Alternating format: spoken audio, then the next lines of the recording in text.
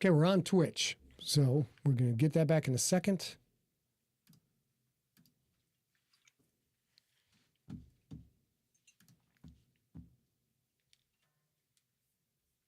Okay, we're back up on Facebook. We're back up on Twitch.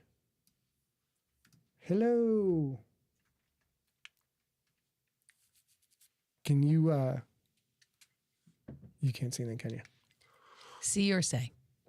See anything. And we're back. Yeah, and we're back. I see it on Facebook. Back with a new title. Good. I'm glad that worked. Twitch sometimes doesn't take the new title. You say, Twitch, take it, Twitch, and Twitch won't take it. Won't take it. All right, let me get the other thing up here. Tyler Miller. Hold on, baby. We are very glad you guys came back. Jibber jab. Yeah, I am going to. I am pretty excited about this episode. I think it's going to be a lot of fun. There you go. Now you can see who's. Say hey to everybody while I get this figured out. Because I get to see Scott do a lot of this prep work during the days before he podcasts and has to come up with a new character. So I'm excited because this is going to be a pretty lighthearted and fun episode for me. And I think for you, I will be honest, I'm not sure how he feels about a lot of this because a lot of this is a lot of work for him, but it's really fun to watch him go through that process. So I hope this will be a lighthearted and fun episode for everybody, including him. Yeah, because right now I look like I'm lighthearted and having fun, don't I? You definitely do not. I'm having so much fun. We tried something different today. So once again, just to Michael Moore says, I had to hunt it down through your YouTube channel. That's good to know. And thank you for doing Tyler, it. I believe that is just you with no sound. Everybody else seems to sound and video are good. Great. So because we stumbled on this thing where if we stop, which we did by accident, and then start it again, we can set a one YouTube video with two Facebooks, 2 LinkedIns, 2 Twitches, etc., which matters for search engine optimization for our advertising codes. So we appreciate you guys bearing with us A lot. while we try and eventually this will become fairly smooth and seamless. We'll be down for a second, we'll be back up for a second. But Martin Evans, lovely to see you. Did you want to get rolling? I do. You got the timer All right. set? I do not have the timer set, and we haven't done the little bombastic intro. That's where we're starting. Yes. Is up at that. And ready. You know what? I give and I give and I give. I not only write the stories, I read the stories to you and give every character its own unique voice. I do it because I love you. And what do I get in return? Sass. Sass about my female voice. Sass about my impersonations. You know what goes into picking voices for an audiobook? It's a lot. I kind of do know what goes into picking a voice for an audiobook. Oh. I kind of do know what it takes to pick a voice for an audiobook. Tonight, we're going to be taking a deep dive into your process, though, right after this quick break. Okay. Oh, that's when I'm supposed to start the timer. That's why I didn't have it done. Don, everybody sasses me. Don't give me that shit. I get sassed nonstop, you people. Ready? Yes. Welcome to Deep Cuts, the audiobook episode of the Scott Sigler Slices Fiction Podcast, where a sci-fi author and an audiobook narrator discuss things and stuff in the world of fiction and pop culture. I am Scott Sigler, sci-fi horror author known far and wide as the future Dark Overlord. And I am A.B. Sigler, audiobook narrator and publisher at Empty Set Entertainment. Tonight, we're talking about how Scott chooses his character voices as a writer who narrates his own audiobooks. A reminder, this is a bonus episode in the Scott Sigler Slices podcast, not part of any particular story. You don't have to listen to this to keep up on our current tale, but we do think you'll like this peek behind the storyteller and narrator curtain. All right, so let's get into it. But I am going to stop before we talk about that because we just got back from a weekend at San Diego Comic-Con where Scott was a special guest. And it was spectacular. Quite fun. Quite fun. The entire weekend was great. The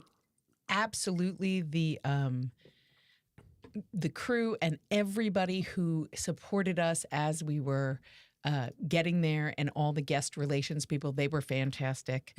And also, we had a great time with our friends, and you secured an invite to the Blurred and Bougie party, which was so lovely. It was great. It was great. Blurred and Bougie party put on by Derek Hughes and a bunch of other people. But Con was awesome. and the staff was great. I got treated like royalty. Yeah. Now, I get treated like royalty at home all the time, so I'm sort of used to it. But when I leave this house, often I am not treated like the emperor in waiting that I am, except when I was a special guest at San Diego Comic-Con. So I want to make a big thanks to Timothy Goldbach, program guest liaison. Tommy Oh, Goldbach. sorry. Thanks to SDCC, Tommy Goldbach, program guest liaison and program coordinator, and especially Janet Goggins, guest relations coordinator, who just literally held my hand at one point. She's like, here you go. It's going to be okay. Here you go. After we can I'll show them the bag after. Yeah, But they did really they are so great at taking care of the guests. And if you guys don't know this about conventions, almost always the guests aren't paid to attend. They may be provided recompense like rooms or access or anything like that, but they're not paid to attend. So one of the things that they do, of course, is try and make your job there while you're being there voluntarily very easy. we had a question in the chat room. Now, if you listen to this podcast, we do this live. Right now, we do it every Wednesday night, 6 p.m. Pacific, 9 p.m. Eastern. And you can watch us live on twitch.tv/Scott Sigler, youtube.com/Scott Sigler, facebook.com/Scott Sigler, and even on LinkedIn, although I don't know what my effing profile is on LinkedIn. But a question from the chat room was like, how was it being on a panel with a legendary narrator, Ray Porter, the 2015 Audible Narrator of the Year, the narrator of Hail Mary, which has sold over 2 million. Project Hail Mary. Project Hail Mary, which sold over 2 million copies. And I think might be on its way to becoming the biggest audiobook of all time. Yeah. He was on my Spotlight panel along with Jonathan Mayberry, and it's awesome. It's just, you sit there and you listen to that guy's voice, and you're like, I sound like a cricket. No matter what I say, and sitting next to him, I sound like a cricket. We are absolutely going to roll into the audiobook, how he chooses his character shortly. But I also have to tell you this.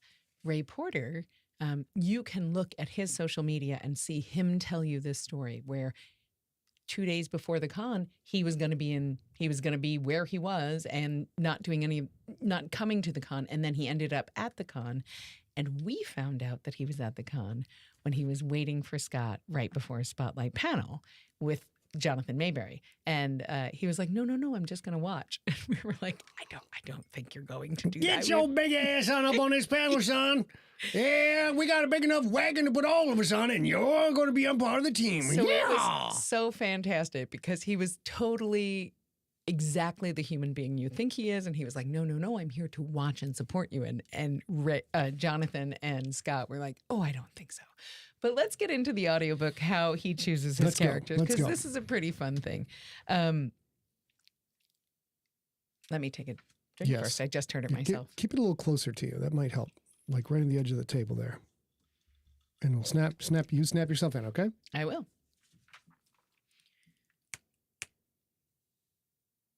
So my first question for you is, writing a character and narrating a character are different, very different things, and absolutely different skill sets. They completely don't overlap except for the computer.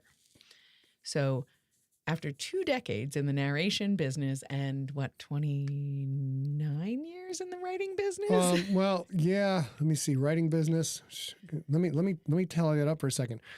Over 30 years in the writing biz. Yeah. So after all that time as a narrator and all that time as a writer, can you tell us a little bit about how you go about that? Well, when I write the character, I honestly don't give a moment's thought to how that character sounds.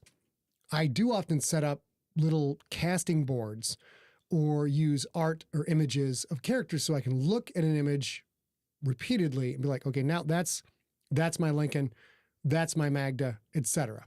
And that helps keep me centered and consistent with the character's internal monologue and their behavior and their character arc, having that to look at. But I don't really think of character voices all that often.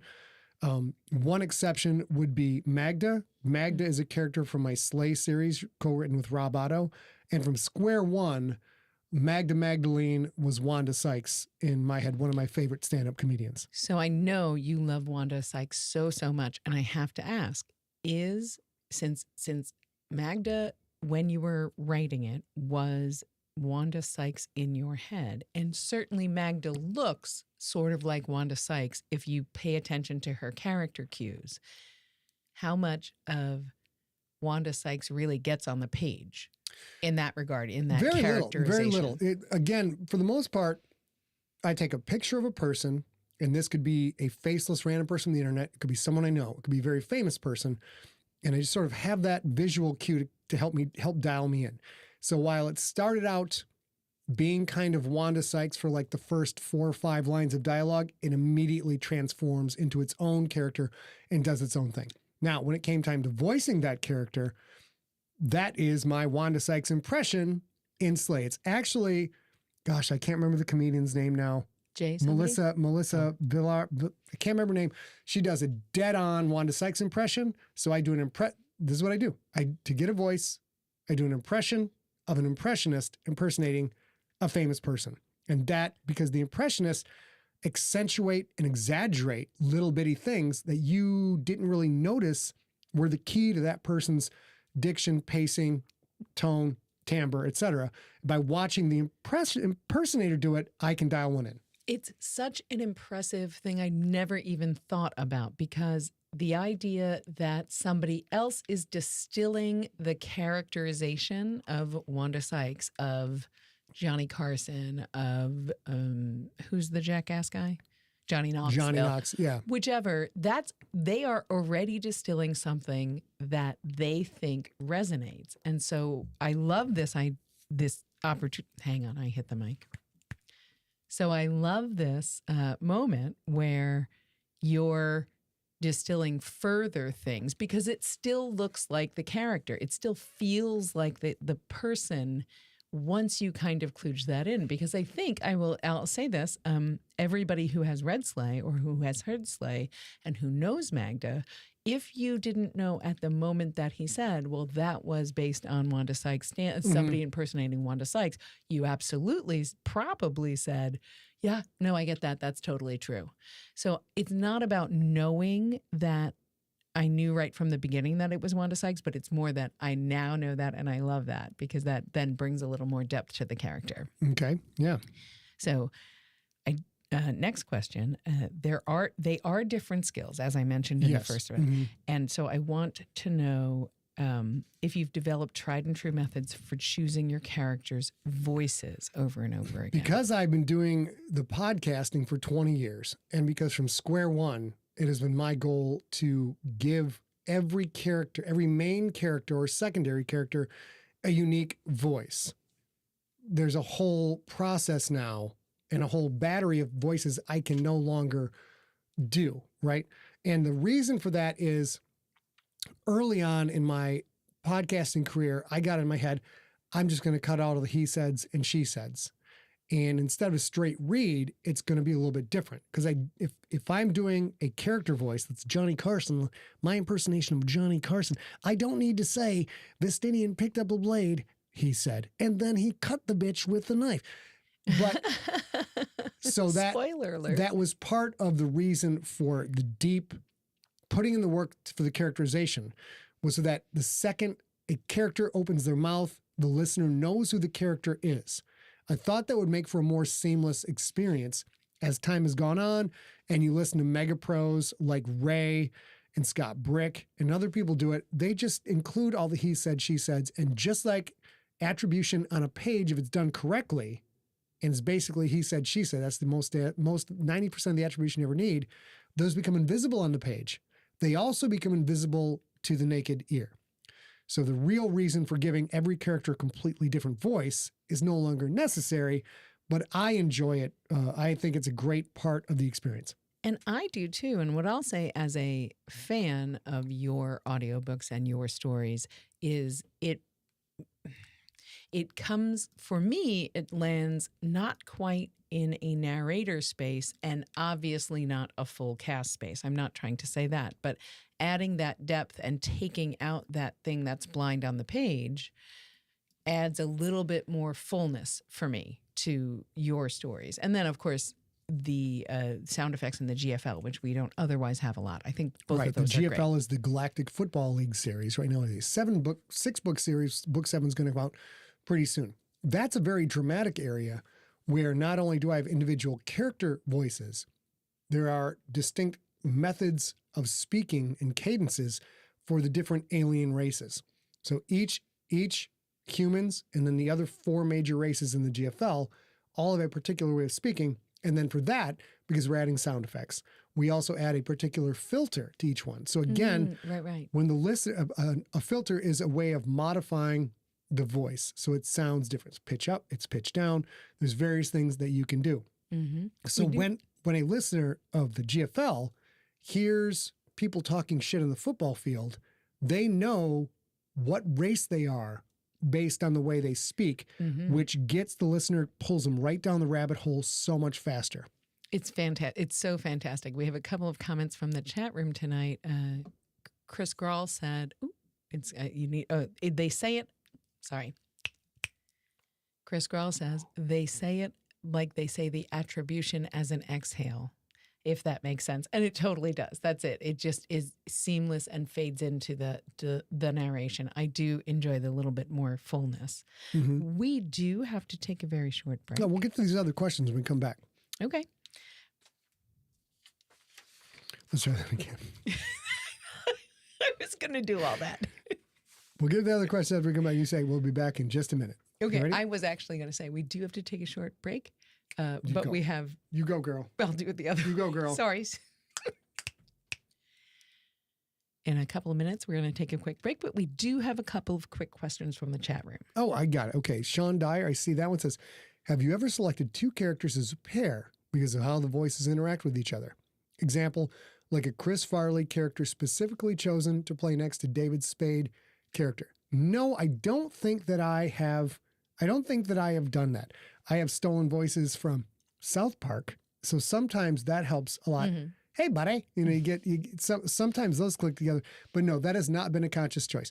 Usually picking a character voice is an absolute panic moment because I get to the first chapter to do the audiobook or do the podcast. I'm like, fuck, I was supposed to do this 2 weeks ago.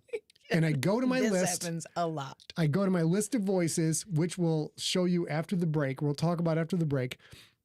I grab the first one that comes up that makes sense for the character, and I go from there. All right. So we will be back right after this short break. Let's turn this a little bit more. Just a little bit. That shouldn't do it. You're doing great. This is so much better. It's so good. Okay, good. So we're going to snap back and we need the script up, not that. And I guess I should be able to memorize. It's fucking 5 words. Ready? Let's go back to the main here. Hold on. Wait. I got to burp. So sorry, y'all. So behind the curtain sorry. tonight. So very behind the curtain. Can you scooch it to a little bit to me? Good. We're still figuring out this whole mic placement. All right, here we go. Ready?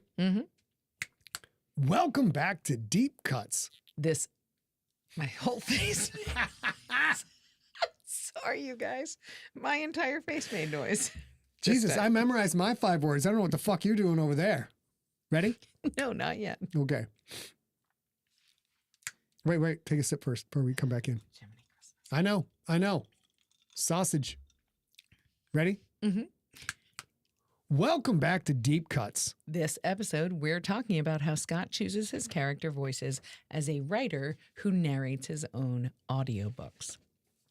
So let's get back into it. Okay. You were going to tell us a little bit about some of your character list, and I wanted to also ask, maybe frame it as, to ask if you have ever made choices as a narrator that inform your writing of a character. Well, let's start with the second part first. And I'll probably forget the first part second, so we'll refresh that. Absolutely. Once I start voicing a character, once the character has their own particular accent, their own particular diction, that greatly impacts the way I write that character going forward. A great example is Billy Middleton, who is a character in Slay, which is a series that we are podcasting. Is available in ebook, audiobook, and print book as well. But Billy started out first as absolutely a throwaway character, and the audience loved him. So we kept going, and I loved him. Rob loved him. So we kept developing him. But Billy, when I was performing Billy started to go off on these tangential tirades where he speaks in completely run-on sentences, gets completely excited, his pitch goes up, he talks extremely fast and makes a dozen pop culture references all in one panic-driven line. Mm-hmm. Once I did that, sort of fell into it with a bit of dialogue and then got feedback from the audience like, Billy's awesome. Oh my God, that was great watching him. I'm like, okay, fuck, well that worked. So I mean, it works. So now I then have made that is one of his character tics. When Billy gets stressed, he's going to go into some kind of verbal vomit, verbal diarrhea, and kick things out. So the way you perform a character can create a resonance with the audience and joy as a narrator. One or both of those things, you're like, I want to do more of that because that works. You found something that works. So you add that then to the written part of the work. And even though most people will read the book, read the print, and never hear the audio part of it, it still changes the way you write the character. Yeah, for sure. And I do say, I think one of the lovely things about Billy as he progresses through your series with Rob is he is starting to become a little more aware of that fact about himself. Mm-hmm. And so he's much more likely to kind of say, oh, yep, my bad, I'm done. And I love that because that's a progression. Yeah, it's so great. What was the first part of that question again? I lost it already. So the first part was, have you had the choices you make as a narrator inform your writing of a character? Oh, no, that you did answer the whole thing. I did. I was going to say, gosh, vice I'm versa, good at this job, dude. Any character's writing that then informed their narrator choices. So I have a list of my cues for Slay to share with the viewing and listening audience. And then I want to show how I keep track of keeping voices in the hopper, ready to go on the drop of a hat. Which would you like me to do first, or do you have another question? No, I think the first. Let's go over your list of character voices for Slay. Okay, let me get this queued up here. So if I go here to books. Oh, hold on. Oh, I see him over here.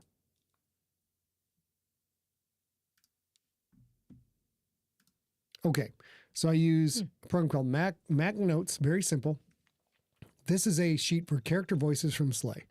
Now, Lincoln is supposed to be Bruce Willis, which is garbage because Bruce Willis is one of the fucking hardest impressions to do because Bruce Willis doesn't really do that much with his voice. He'll come out to the coast, have a few laughs. He's got a couple little things here and there. But there's really nothing dramatic or distinct. He's not a Kevin Spacey. He doesn't have, he doesn't have that kind of really practicer's voice. Bruce Willis did all his acting with his body, with his face. Mm-hmm. Like he really communicated all his emotions. So that was a terrible choice for Lincoln. Absolutely terrible. So it's Bruce Willis. And up here on the screen, we show alternate long and short. I'm supposed to talk about, he's supposed to do like this and then slow down and stretch a word out and then talk really fast and get to the end. And that's that show. Do the coast again. Do that line. Come out to the coast, have a few laughs. What were you going to say about Mercutio? Mercutio, I'm going to have to give you all this information. You know what? I'm going to have to tell Callista that you've been a fucking piece of shit the whole time. So slowing the pacing down and putting in pauses, slight New York NYC accent at the end of words only. He doesn't hear it all the time, but he's Bruno. His Return of Bruno. He is, absolutely. And a little bit of grit and a slight bit of Fry. This is Fry. Fry's still one of the things I'm very bad at. And is Fry difficult on your voice? Fry is difficult to hit when you've been talking for an hour or for 2 hours. If you listen to a lot of your really pro male actors, they almost always talk in Fry, almost every line. Even giant Chris Hemsworth, that big dude, he's talking so quiet on the set. He's like, it's all the things I have to do to get my hammer back. It's always that rolling Fry in there. So I'm not good at dialing in the Fry because I get fucking excited when I narrate. It's really hard for me to slow down and perform. And then Jacoby, Lincoln's father, a watered down Al Pacino from Scent of a Woman. You think you killed a dragon? You haven't killed a dragon at all. I didn't know that. I burn this, take a flamethrower, and like the button is, like, and I try with Mike, I'll take a flamethrower to this place. And I'm that so happy. it's really easy to dial in that Al Pacino. Magdalene is Wanda Sykes. Billy is a watered down Kevin Hart. Because at Kevin Hart, I do Jay Farrow's impression of Kevin. I impersonate Jay Farrow impersonating Kevin Hart. Here's the thing, Steve. It's my show, the show that I do. You know what? Let me explain. Hold on. Hey, let me explain. That's easy to do. In Emily Brownlow in the chat room says perfect casting. Yes, it's perfect casting for beginning Billy. Later Billy, not so much. But I'm stuck with a voice. I'm not going to change Billy's voice. When I get rolling with it, though, sometimes that Kevin Hart impression is hard to keep. The Jay Farrow Kevin Hart is hard to keep in the pocket, and it can get away from me during a performance. I do think that as Billy grows, he becomes a little bit less. That's that moment where he's starting to self-recognize, because that's also true as later Kevin Hart. Yeah, the early Kevin Hart is all sort of internal and self-referential, and later Kevin Hart becomes much more observational of the world at large. And right. I'm a Kevin Hart fanboy. I'm a huge fan of him and his work. He's phenomenal for the things that I do. Now, I said that to say this. So I keep a list every time I watch something on TV and I think of a voice. So you guys at home right now, I'm going to read through this list a little bit. These are character male voices to use that I have not yet used. Wayne from Letterkenny, Aziz Ansari, Roy Mercer, Rowdy Roddy Piper, Jerry Seinfeld, Joe Pesci, Nick Cage. Nick Cage is supposed to be Ice Pick, and I screwed that up. Ah, interesting. Stephen A. Smith, who I'm not a fan of, but has a very distinctive voice. Ronald Reagan, Mike Tyson, and Robert Downey, Bill Clinton, Liam Neeson, Peter Griffin, Stewie, Mother, Michael J. Fox, Dave Chappelle. I'm waiting for a major character to Dave Chappelle. It's got to be occurring like, son, I'm not going to do it right now, but this is what I do is keep it Chris Rock, Chris Tucker. As I say these names, you can hear these voices in your head. Cat Williams, Gilbert Gottfried, Aaron Neville, Pee Wee Herman, John Madden, Matthew McConaughey, Sean Connery. And Sean Connery will be a major character because it's very easy to do and it's not difficult on the voice. George Bush, Tony Montana, Jack Nicholson, Keanu Reeves, Walton Goggins, Boyd Crowder, which I'm a huge Walton Goggins fan. That will be saved for a major, major character. Norm Macdonald. Before I started doing this stuff, my absolute best impression, people would like hand me the phone to call other people, pretend like, hey, he said it, give you a call. No, it's not. And I'm doing it, I have to dial these in. I'm not that professional at it. But these voices, Jack Nicholson, Bernie Mac, Barack Obama, Antonio Banderas, Archie Bunker, Bill Burr, Columbo, Spicoli, Summon Chow. These are Summon Chow from online. These are all voices that are very distinctive. And at this point, even if I don't bring it back to the topic at hand, even I don't have somebody who impersonates them that I can impersonate, my impersonation of Keanu Reeves or Bernie Mac is going to be different enough that the listeners who've listened to all of my novels, all of my audiobooks, that'll be a voice they haven't heard before, and they will recognize that new voice immediately is associated with this character. And now we've got some things, back the curtain. Some things that were voices that were used. Aaron Paul for Scraggle the Rat Man. Johnny Carson is Vestinian. Owen Wilson is Dylan Cantrell. Dylan Cantrell. Wow. Kevin, and that's also Melissa's. It's her impression of him too that I do. And then Kevin Hart played by Jay Farrell. The Rock is the Minotaur. Everybody's a Rock impression, just like everybody has an Arnold impression, which is the Troglodyte. Broderick Crawford was Teddy Two Fingers. Casey Kasem was Peanuts.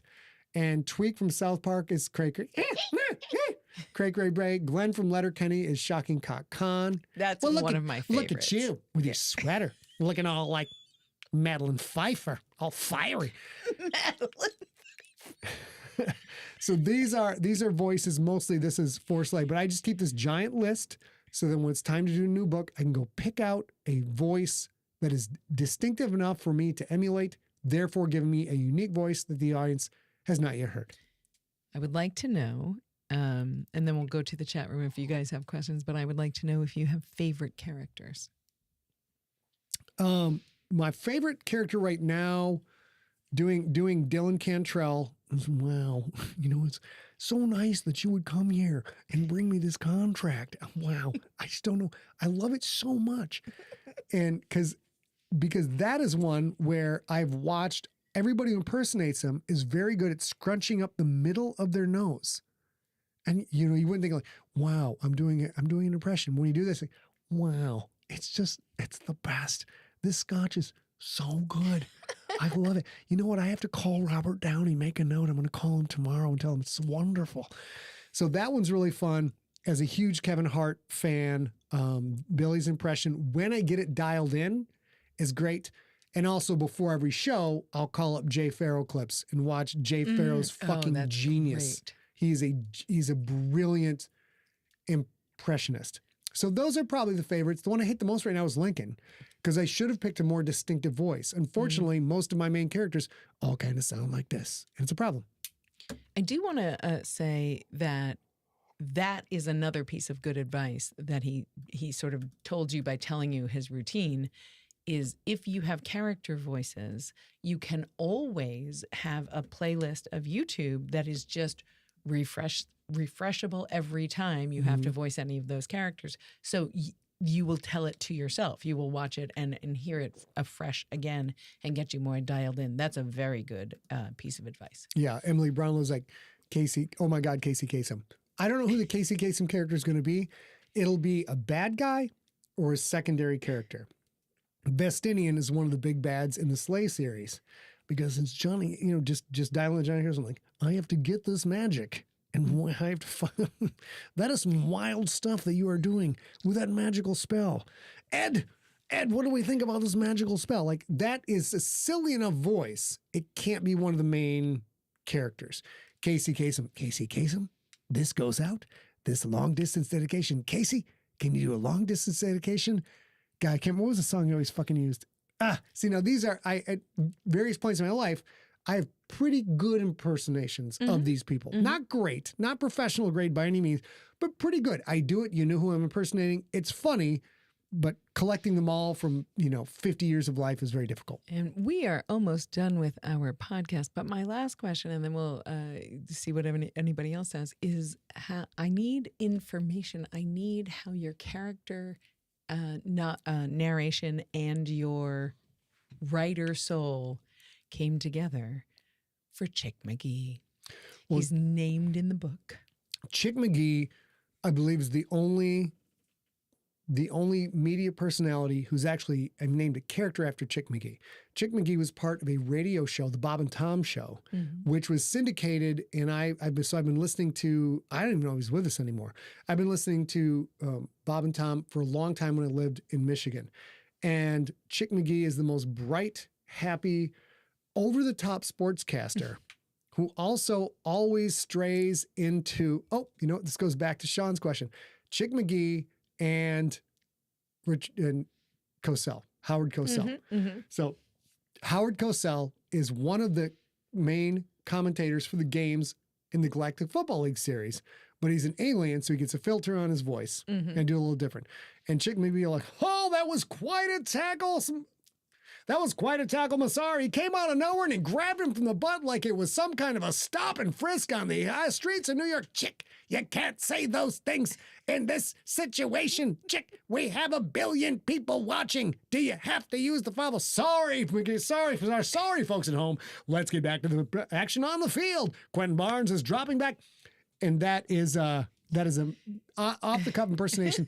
So Chick McGee, a comedian, sportscaster, was engaging enough, like, I got to put that shit in a book. And of course, and then he got to the bottom of the pile. And Howard Cosell, people are too young to remember Howard Cosell. Fucking genius. But you can look that up too. And then that is a great character voice. But I love that Chick McGee is his name is named character. And of course, also Chick McGee is the narration the impersonation that he does for his narration. We got one from the chat room. Sean Dyer, a regular friend of the show, says, what about Jason Mantzoukas, a.k.a. Derek from The Good Place? No, Sean, it's not Derek from The Good Place. It's Rafi from the league. Rafi boy! What's up, you bitches? We gonna do some coke today? Yeah. I can't wait.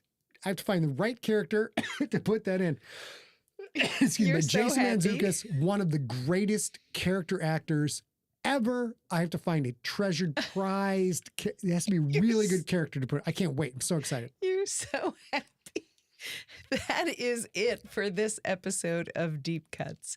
I think next week we will meet you back here talking about how Scott, as a male, As a writes dude. female characters. I'm a dude writing female characters. What's up? Just a dude writing people who aren't dudes. Did you want to grab your script, maybe? Yes. Yes. Michael Moore, hold on. I'm going to get to that question in a second. Wait, do you clock voices? No, You might enter your libretto? The script. Oh, sorry. There were questions that didn't get asked. That is it for this episode of Deep Cuts. Next week, we're going to talk about how Scott, a male, writes a female character. And if you have an idea for the show that you would like to hear us talk about, you can email info@emptyset.com. And you all smell an awful lot like flowers. Good night, guys. Goodbye. Nicely done. Great job. Great job. I got just a couple of notes we'll get to after, but way better. Yeah, Brian Leach. Hello, Clarice. Yes, so there's great ones right there. Baby, can you just write these down real quick? Mm-hmm. Hello, Clarice. And then, oh God, Paul McCartney would be a great one too. Let's see. Michael Moore, this is the after show, you guys. Hang out if you want. Michael Moore says, what new celebs can you do? I'm thinking some of these kids cannot relate to Casey Kasem. I get you, but that's not the point. The point is me doing a Casey Kasem impression or Dana Carvey's Casey Kasem impression is going to put my voice in a place where that sounds like a different person. It sounds enough like a different person that somebody who's 12 just picking up the work will have no fucking idea who Casey Kasem is. That's not the point. The point is they recognize that voice with that character, and that's what helps bring the story more to life. We actually get that quite more than I ever thought we would get an email that says, oh my goodness, I just realized that Bumper Puff is Shatner. Shatner's Kirk, yep. And Shatner's Kirk specifically. And we get that specific email more than you would think. Yes, we do. And like most of the really easily accessible impressions, we've already done those, the ones that everybody can do. I showed that list earlier, but like new voices will pop up, but it takes people with, a really distinctive voice. Emily Brownlow in the chat room says, when did you get into doing voice impersonations just for audiobooks or before? I grew up in a tiny town in northern Michigan where there was literally nothing to do. When it wasn't football season and wrestling season, there was nothing to do. We could go to the movie theater and see Raiders of the Lost Ark for the 15th time because the one screen in our town would hold movies over. We had no cable, right? No cable. We had 3 channels, PBS, 3 channels plus PBS. So the same movie would be at our one theater screen for a month. And we role played all the time. Me and the boys role playing Dungeons & Dragons, Champions, Danger National, various different games. One of the things we did to entertain each other is we all impersonated every comedian. Eddie Murphy, George Carlin, Richard Pryor. We would just say the lines from these comedians over and over again, and everybody had impersonations of everybody else. That is really where it came from. It was largely, it was entertainment. Ryan Leach, of course, Dr. Hannibal Lecter's great. It's a great impression when you do that. Indiana Jim says, I need Scott's thoughts on Time's 100 Greatest Podcasters of All Time. Dude, if I'm not on that list, the list is fucking garbage. End of fucking story. End of story. If they do not fucking see first ballot Hall of Famer, Podcasting Hall of Fame, the trailblazer for podcast fiction, which now is a very big thing, and they don't have me on it, suck a bag of dicks. That's all I can say. Let's see. David Lamb, a question about 2 character impersonations, GFL. Who did you base the characters on for Greedock and Danny the Dolphin? Very good question. Greedock is a organic impersonation, probably based off one of my pets. Did you hear what he said to me? It's this outrageous, you're not sure, is that an English accent or a New England accent? You're not really sure. That I one's, always think he might have also been the character who asks for Grey Poupon. pardon me. Let's try to, pardon me. Do you have any Grey Poupon? No. But of course, no. See, that little voice alone, that would be a character. So, but Danny the Dolphin is absolutely a ripoff of fucking South Park. He goes, hey guy, you gonna sign that contract today, buddy? Don't call me buddy, guy. Like that is, Danny is absolutely straight out of South Park. Dr. Campbell says, hit that like again. Pound cake sounds like a female sex movie, Martin Evans says. Yes, it does. Y'all love my baby's pound cake. Sean Dyer says, need distinctive female voices. Madeline Kahn, Blazing Saddles, baby, write that down. No, DS. I have not done Snake Plissken yet. Can you rate Snake Plissken? Although Snake Plissken is largely, that's the plug and play hero. Lincoln could easily be Snake Plissken. Oh my God, that's his fucking best role. I did like him in Soldier though. It was awesome. Chris Grawl, let's see, going back to, so we're just going to make sure we get all the questions. David Lamb, you did. David that's Lamb, what I mean, but you you heard did it now. miss the Kirk impression. Chris says there was a theater in his hometown that held Star Wars for 10 years. Awesome. Oh, yeah. Lord of the Rings girl. Tom Skerritt, write it down. That I would have to find someone impersonating Tom Skerritt to get it. But Wilford Brimley Jr., absolutely. Natasha Lyonne, I do need more recommendations for very That's distinctive great. female voice. I have like 40 dude voices and like 5 chick voices to go to. Cobalt says, damn right, Scott, you should be at the top of the list, all of them. That is a fact. Michael Moore loves Greedock. Dr. Campbell says, I mentioned before, James Mason is a great and powerful voice, and I bet you do him well. Emily Brownwell says, oh my, but you know what? That's the mailbox. Oh my. Oh, that is. Why don't you bring back why don't you mail something, but write down my open flap? Oh my. I wish I had given that voice to a more prominent character. I did. That was one. It was on the list. That is one of the. That's one of the mistakes that if you could have a redo. But the mailbox is great. The mailbox. I do love. I'm trying to get the mailbox back in a sleigh because it's just so fun to do that fucking character. It's so great. Ollie Kirby says, any British or Australian accent? Yes, I do need to build a little more confidence with. There's so many great British accents, and there's so many impersonations of them, but there just are so many. Sometimes I slip from this to that, like Cockney to High British, etc., and it blurs the lines a little bit. So I haven't put in the wrench time to really be able to nail those. But that is another plethora. The Southern U.S. accent is another one.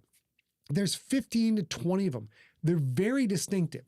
If you can find someone doing a Northern Florida accent versus an Eastern Tennessee accent, dramatically different.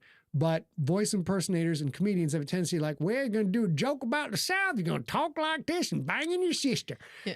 There's so much more to it. And I guess as an American, I really want to do those right, because I have met people from deep Florida that the second they open their mouth, you're like, this is a dumb person.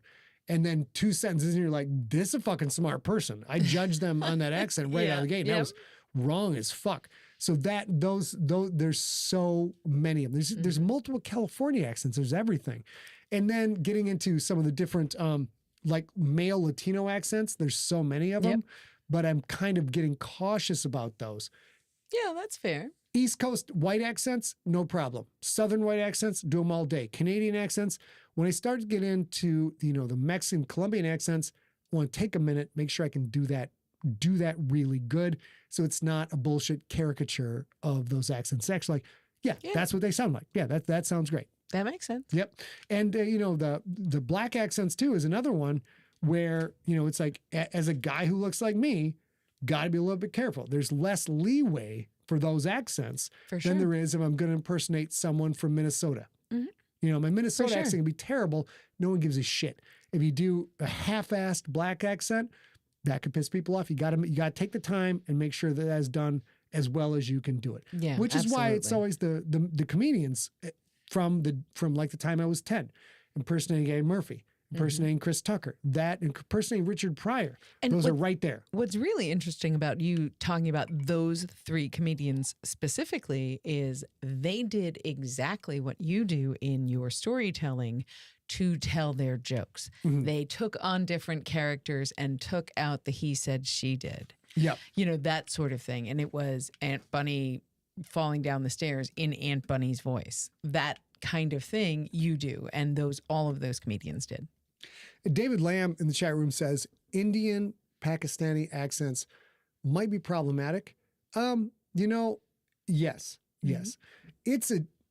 This would have been good to put in the episode. We didn't. Mm-hmm. It's this gray area where dialing in, the Indian customer support accent. Mm-hmm. Hello, my name is Stephen. I'm going to be helping you with your problem today. Have you restarted your computer yet? Yeah, it's kludgy and I wouldn't say it's racist, but it's like there's a certain phonetic and cadence to it that you can do. Everybody knows what voice you are doing. Mm-hmm. To do it well, though, for a character in a book, that takes a little bit more work. We did Sanji for Earthcore way back when, and like literally the first podcast I ever did, and it's not great, but you definitely know it. It's not bad. It's not bad. You like people like, hey, that's racist. Like, dude, that's what fucking phone sport sounds like, bro. I don't know what to tell you. Mm-hmm. But remember, India's got like 1.3 billion people. There's thousands of fucking accents. There are thousands of them. And you're just doing like, this is my best guess at the Indian accent when there's thousands of them. And this will sound crazy, but one of your very good friends, Maria, is Indian. And when they first met, one of the first times they met, she was like, your Indian accent is terrible. It's not terrible. What are you talking about? Do you know what? What are you talking about? It's not. See, that was an Arabic accent. Jeez. The last thing we'll say, and we'll head out of here, is they do all blur together quite a bit. When you do as many characters as I have done and try and remember them and get them dialed in every time, an Arabic accent and an Alabama accent are really not all that different. Mm-hmm. It's really hard to keep it all dialed in. And when you have a scene with 5 or 6 people with unique accents and you're doing that shit live without a net like I do in the live read, it's a big challenge. So, I don't always get it right, but we try. When we do the audiobooks, we do a lot more retakes, a lot more retakes. Yeah. Yeah. We're like that. I'm like, when we do Dante, like that does not sound fucking Russian at all. He sounds like a vampire. I keep conflating Dante with a vampire. And I'm trying hard to avoid it, but like they're Romanian and Russian don't sound anything like each other, except I'm like, he's good. We now go to the cabin now. And when you're like, he's good. We now go to cabin. Like they're so close. And when I'm doing it live, I get stressed out. And sometimes I mess that shit up. Who do you do, a Boris or a Natasha? We must get moose and squirrel. Boris. I can't do a Natasha. I would have to watch Natasha for a while. The squirrel is no, I can't do it. Natasha I have to watch, but Boris is the straight up mongrelized Eastern European accent. We must get the moose and squirrel. Natasha, let's go. So there you go. Steve was, that's not Russian. That's Count Chocula. A 1, a 2, a 3, which was Count. The Count. This is the Count. The Count in a bluegrass band, apparently. We now get our Sesame Street. A 1, a 2, a 3. Okay. Jennifer, who is the Baroness? I do not know who the Baroness is. Sean, I'm sure Natasha has a distinctive voice, but I can't do it right now. So eventually, I'll start ripping off Simpsons impressions. I'll do impressions of Simpsons because those guys are all fucking gangsters of the craft. There are people who do like 4, 5, 6 characters on The Simpsons. So a lot of the voice actors that are really, really good. And eventually start watching things like, I haven't watched a lot of SpongeBob, but there's so many distinctive voices there that my bad impression of one of those is going to be a unique thing to add. By the time I die, groovy. By the time I die, if I live as long as I live, I'm gonna guess it's gonna be somewhere 600 to 700 individual characters that I sort of have to remember the voice for. Yep. That's why I kill them bitches off every time. Fuck them. All right, you guys. Thank you guys so much for coming on the bounce back. Yeah. Wait, that sounded bad. Thank you guys for returning to our live stream after we stopped it and started it again. It sounded dirty, baby. Okay. It sounded. All right. We are out for the night. I'm going to go play me some Fortnite. You guys are all fantastic. Geez, like how many of you guys are still hanging out? It's nuts. It's nuts. It's like 30, 40 hanging out. Love you guys. You're great. Warpath is now available for pre-order everywhere except for Amazon. Just search for Sigler. It's actually on Amazon. It's just not on Audible. No. I look right here. No, it's just not. But if you go to Amazon, No way. It's there. Yes, No that's way. there. Dude, these guys made me not talk about the goddamn book at fucking Comic-Con, which was 2 fucking days ago. I got a sternly worded email from the goddamn publisher like, you can't name it in social media. You can't say the name. You can't say what the book's about in social media. Just say you have a cover reveal. I'm like, bitch, I got 5 books out this year. No one's going to know what the... And I dial it down and only show the cover to the people who came to the panel at Comic-Con. And guess what? 2 days later, it's a long distance dedication. Scott, could you play Warpath? Let's show him the cover for me so everybody knows how I really feel. The fuck? Are you shitting me with this? Dude, this bitch is on fucking Amazon. No, it's not. It's not. I found it. Well, I swear I looked it up while you were talking. All right, riveting Warpath. television, There you you go. guys. No, it's not there, babe. Maybe not. Okay. It's not on Amazon yet. I now retract half of my Venom and Bile, but only half because it is on Barnes & Noble and other sites like that. Ladies and gentlemen, you guys are fantastic. We are going to go now and love your body later, Larry. Let's go to here. No, here. And we're going to stop the stream and stop the cast.